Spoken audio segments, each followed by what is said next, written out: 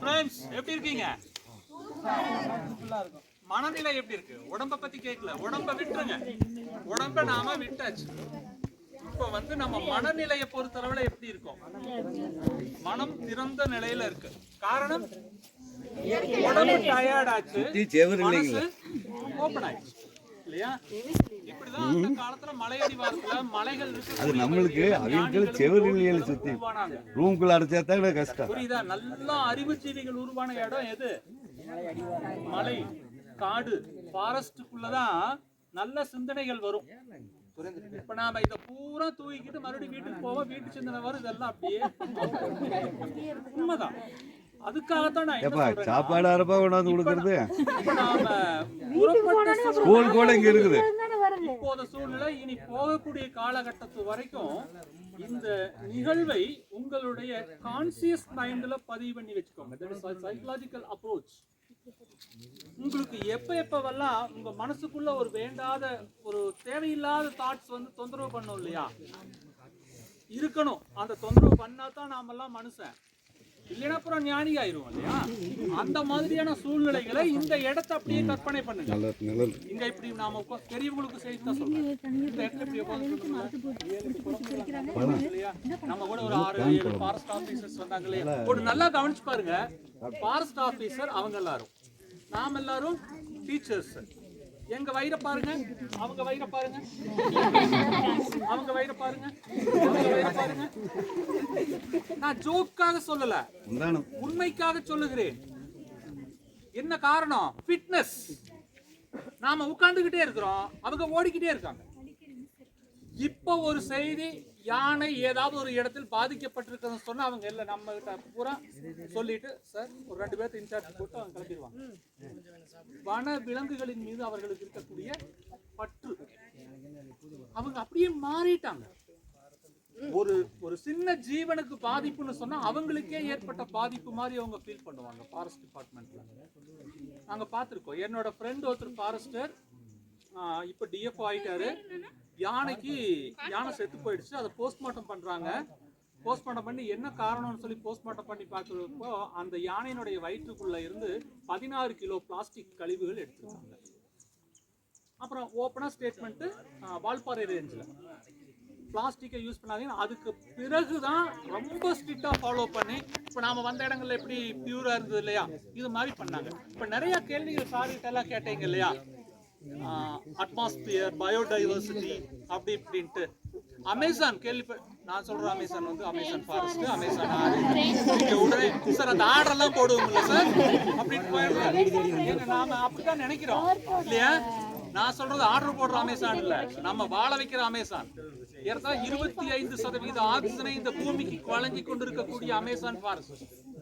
அதுல இது வரைக்கும் 20% தாவரத்துக்கு தான் நாமன்கிளேச்சர் வச்சிருக்காங்களா, பேர் வச்சிருக்காங்களா. 80% தாவரம்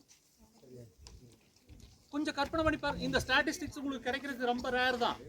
நான் இங்க வர்றதுக்கு முன்னாடி நான் ப்ரிப்பேர் பண்ணிட்டு வந்தது, புரியுதா?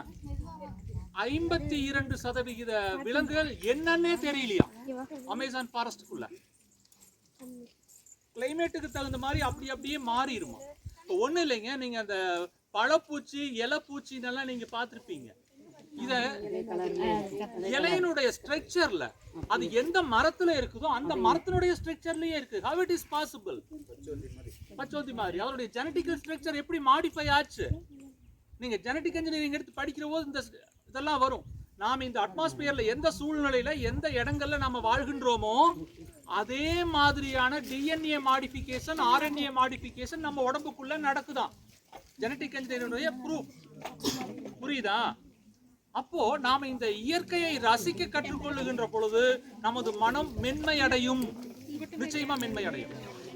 அதனாலதான் சொல்றேன், இப்ப இங்க நம்ம ஏறி வந்ததுல ஒரு பெரிய கஷ்டமாவே ஃபீல் பண்ணாதீங்க. நிறைய பேர் நினைச்சோம் இனிமேல் இந்த ட்ரெக்கிங் அப்படிங்கிற பேச்சு, இனிமே இந்த போட்டிகள்ல கலந்து பரிசு வந்ததுன்னா தானே கூட்டிட்டு போறாங்க. இதையே கலந்துக்கலைன்னா கலந்து பரிசு வராம எழுதிட்டா தயவு செஞ்சு அந்த மனநிலைக்குள் செல்ல வேண்டாம். தமிழகத்தில் இருக்கக்கூடிய எல்லா ஃபாரஸ்டுக்குள்ளேயும் சுத்திட்டு வந்துட்டேன். நான் WWF மெம்பர் அப்படிங்கிறதுனால எல்லா ஃபாரஸ்டையுமே பார்த்துட்டு வந்தாச்சு. அதுல இருக்கக்கூடிய மனநிலை, மன நிம்மதி, மஞ்சு சார் எல்லாம் சொல்ற போது சொன்னாங்க இல்லையா, முக்காவாசி நாட்கள் காட்டுக்குள்ளதான் இருக்கும் அப்படின்ட்டு. அந்த வனவிலங்குகள் பேசக்கூடிய பேச்சு ஒன்றும் இல்லைங்க. பரம்பிக்குளம் ஆழியார் ப்ராஜெக்ட்ல ஒரு முறை நான் போயிருக்கேன். நானும் இன்னொரு ஃப்ரெண்ட் ஒருத்தர், இத்தனைக்கு அவங்க லேடி, அவங்க காட்டுக்குள்ள அந்த தேவையான திங்ஸை தூக்கி போட்டுட்டு அவங்க பாட்டுக்கு அவங்க உள்ள காட்டுக்குள்ள இறங்கிடுவாங்களாம். எங்க போறாங்க, என்ன எழுதுறது, காம்பஸ் காட்டக்கூடிய பாதையில் சென்று கொண்டே இருப்பேன் அப்படிங்கிறாங்க. நமக்கு என்ன, ஒரு 4 பேர் சேர்ந்துட்டு போலாமே வித் பர்மிஷன்.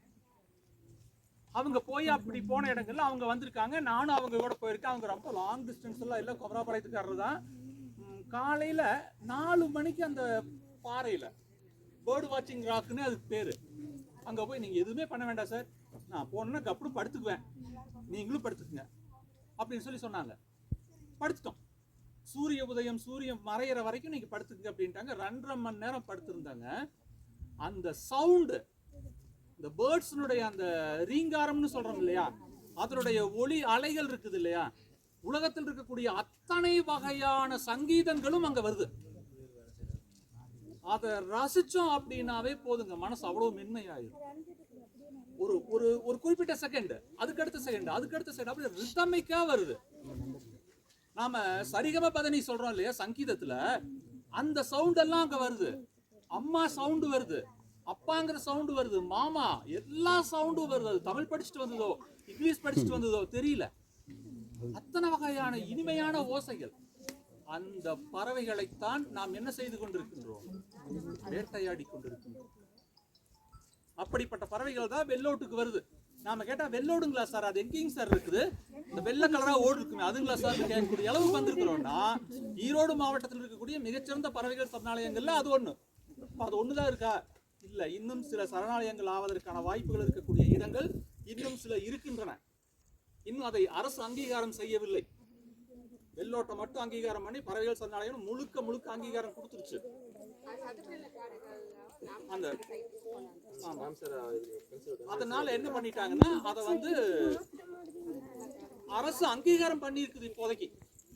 இப்பவே நாம பறவைகளை எல்லாம் போய் பார்த்துக்கிறது நல்லது. அதே மாதிரி சத்தியமங்கலம் ஃபாரஸ்ட்டுக்குள்ள போனீங்கன்னா, அங்க இருக்கக்கூடிய ஃபாரஸ்ட் டிபார்ட்மெண்ட் அனுமதியோட அங்குள்ள போனீங்கன்னா அதோட சூழலே வேற. இப்ப நாம இங்க வந்திருக்கிறோம் இல்லைங்களா, இப்ப இங்க இருக்கக்கூடிய சூழல் வேற மாதிரி இருக்கு.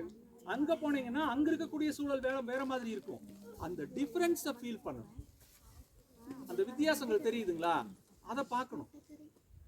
இந்த இடத்துல ஏறத்தாழ ஒரு 750 1 கிலோமீட்டர் உயரத்தில் நம்ம மேல இருக்கோம் கடல் மட்டத்துல இருந்து. இங்க இவ்வளவு உயரத்துல இருக்கிற போது நாம எதுவும் கஷ்டப்படல. இதே நீங்க கீழே கிரவுண்ட்ல இருந்தீங்கன்னா எப்படி இருக்கும், கொஞ்சம் பொல்யூஷன் மட்டும் இல்ல, பாதிப்புகள் வரும். அதாவது இவ்வளவு நேரமெல்லாம் உட்காந்துட்டு இருக்க முடியாது, போனோடனே தண்ணி நிறைய குடிச்சு செவ பிடிச்சிச்சு போட்டு போயிடுவோம் இல்லையா. ஆனா இங்க அப்படி இருக்காது. நான் முதல்ல அந்த கேள்வி கேட்ட போது அந்த தண்ணி பாலி சொன்னேன் இல்லையா, இது மாதிரி தண்ணியில மூலிகைகள் கலக்குது. கீழே தண்ணி பார்த்தோம் இல்லையா டேம்ல, அதுல மூலிகைகள் கலக்குது. நாம குடிக்கிறதுலாம் என்ன தண்ணி, மூலிகை தண்ணி. அந்த எலக்ட்ரிக்கல் இதுல இருந்து அப்படியே பைப்ல புடிச்சு குடிப்போம் இல்லையா, என்னது மினரல்லெஸ் வாட்டர், அக்வா கார்டுன்னு சொல்லிட்டு குடிக்கிறோம் இல்லையா, ஒரு சுத்த சக்கைய குடிக்கிறோம். புரியுதுங்களா? ஏதாவது டேஸ்ட் இருக்கா? டேஸ்டுக்காக கெமிக்கல் கலக்குறான் அதுல, தெரியுமா உங்களுக்கு? வேற வழி இல்லைங்க, ஆர்வம் அந்த மாதிரி தவிர வேற வழி இல்லையே. ஏன்னா வந்து ரிவர் வாட்டர் எல்லாமே பொல்யூட்டடா இருக்கு, எப்படி என்ன பண்றது? போர்லயே வந்து ரெட்டிஷா தண்ணி வருதுங்க மூலப்பாளையத்துலாம். யார் பண்ணது? சாயப்பட்டில யார் பண்ணது? நம்ம தான் பண்ணது. நம்ம மாத்திரக்கான முயற்சிகள் நாம எடுத்துக்கல. அதுக்கு ஒரு நாள் வர்றாங்க, சீல் வைக்கிறாங்க, அந்த சாயப்பட்டுற முன்னாடி சீல் இருக்குது, பின்னாடி தண்ணி போயிட்டு இருக்கு. இதே பருகூர் மலையில இருந்து இதெல்லாம் கவர்மெண்ட் அதையும் தான் பண்ணுது. கரெக்ட் சார், நீங்க சொல்றது கரெக்ட். இதே பருகூர் மலையில இருந்து ஒரு குறிப்பிட்ட வகையான பறவை இனம், அழிவின் விளிம்பிலே இருக்கக்கூடிய ஒரு பறவை இனம், ரோடை எக்ஸ்டெண்ட் பண்ணுறாங்கிறதுனால மேடத்துக்கு எங்களுக்கு எல்லாம் தெரியும். சீக்கிரம் முடிச்சுடுவேன் சார். எக்ஸ்டெண்ட் பண்ணுறாங்கிற போது ஒரு பெரிய மரம் ஒன்று இருக்குது, அந்த மரத்தில் அந்த குருவி இனம் கூடு கட்டி இருக்குது. அதையே நம்ம என்ஜிசி ஸ்டூடெண்ட் ஒரு 5-6 பேர் பார்க்குறாங்க, ஒரு கோஆர்டினேட்டர் பார்க்குறாங்க.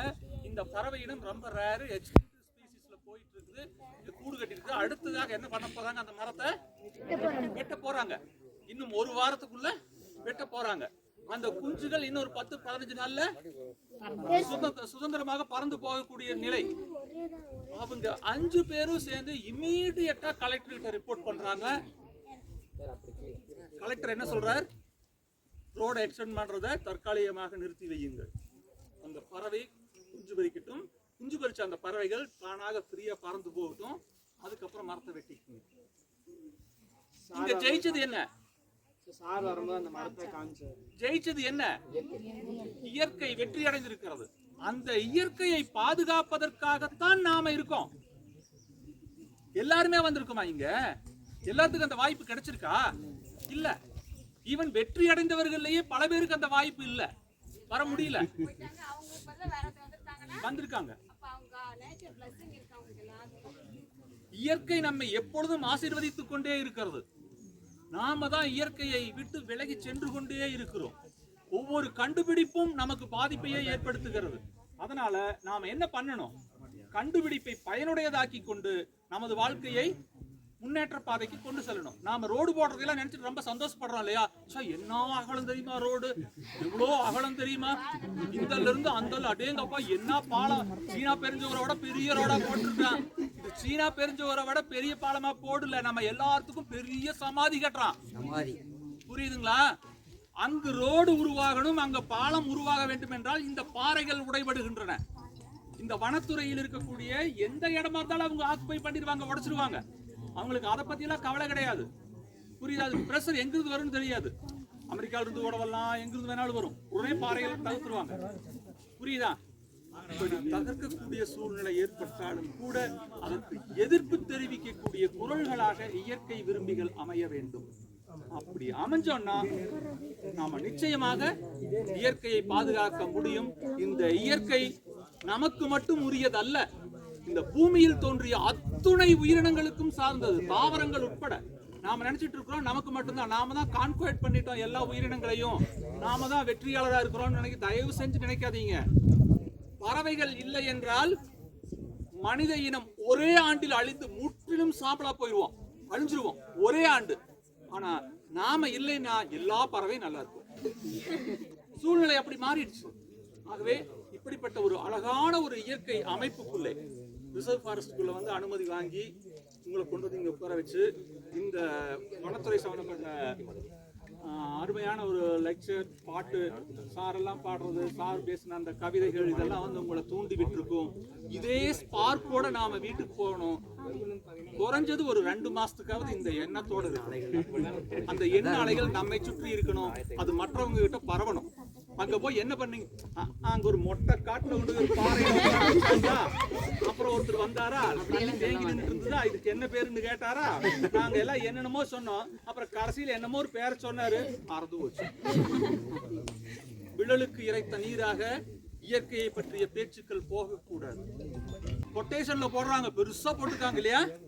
நாம் இயற்கையை பாதுகாப்பதற்காக பேச்சை கொண்டு செல்லுவோம். அதை தாண்டி ஏதாவது பாதிப்புகள் வந்தால் அதை வென்று காட்டுவோம். ஓகே, நன்றி.